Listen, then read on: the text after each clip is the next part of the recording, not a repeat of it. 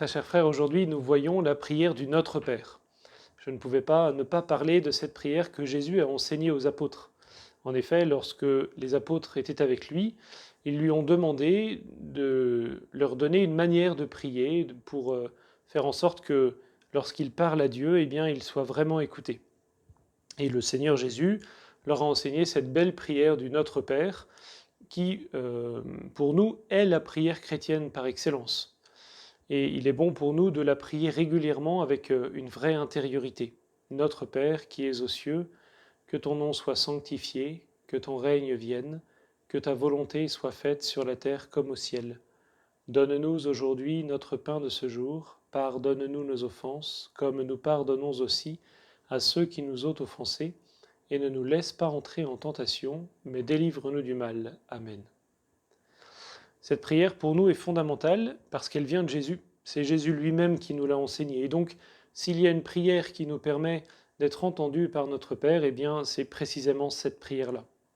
Alors, je vous invite, avec moi, à regarder cette prière d'un peu plus près. Tout d'abord, c'est une prière qui est révolutionnaire, le Notre Père, parce que nous prions Dieu comme étant notre Père, précisément, du nom de cette prière. Nous parlons à Dieu en disant qu'il est notre Père. Rien que cela, eh bien, c'est quelque chose de révolutionnaire parce que ça veut dire que nous avons un lien filial avec Dieu. Dieu n'est pas un Dieu éloigné qui ne s'occupe pas de nous, qui ne nous regarde pas. Au contraire, c'est un Dieu très proche, un Dieu tellement proche qu'il est notre Père. Et puisqu'il est tous notre Père, eh bien, nous sommes entre nous, frères et sœurs, à partir du moment où nous sommes baptisés. Nous sommes frères et sœurs et nous prions ensemble vers Dieu notre Père pour lui présenter nos intentions de prière. Et dans cette prière, il y a 7 suppliques, cette demande que nous faisons à Dieu.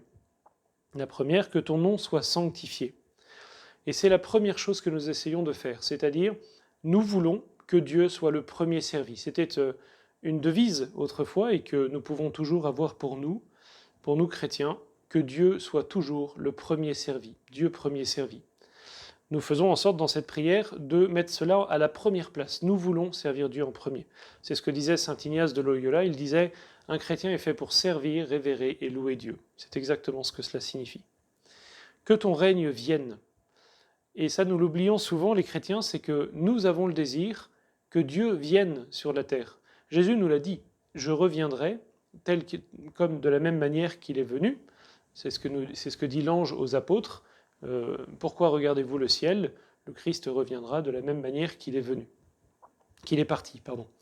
Et donc, nous voulons que son règne vienne, parce que nous avons au fond de nous-mêmes cette certitude, eh bien, que Dieu reviendra et que nous pourrons partager la vie éternelle avec lui. Que ta volonté soit faite. Cette troisième demande est fondamentale également parce que elle exprime notre confiance en Dieu.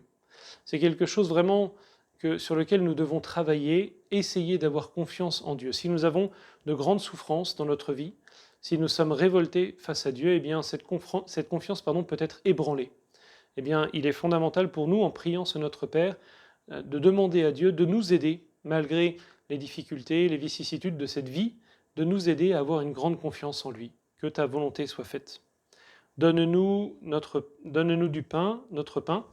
Nous demandons au Seigneur de nous aider juste simplement à nous nourrir en cette terre et également de nourrir notre âme. Pardonne-nous nos offenses, nous demandons pardon à Dieu pour nos fautes, ce que le chrétien fait en permanence, en particulier au début de la messe. Ne nous laisse pas entrer en tentation. Nous demandons au Seigneur de nous aider à ne pas tomber dans la tentation, à ne pas succomber au péché, finalement. Nous demandons au Seigneur de nous aider à garder notre âme d'enfant, je dirais notre âme pure. Délivre-nous du mal. Nous demandons au Seigneur également de nous aider à combattre les attaques du démon. Et en nous disant à la fin « Amen », c'est ce qui signifie « Ainsi soit-il ».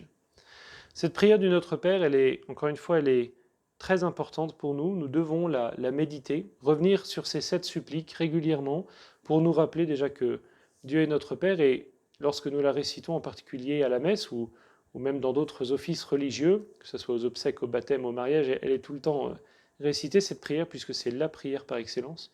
Eh bien, nous devons nous rappeler de ce que nous disons. Faisons en sorte dans nos offices eh bien, que nous ne la marmonnions pas machinalement, mais que nous pensions systématiquement à chacune des paroles que nous disons.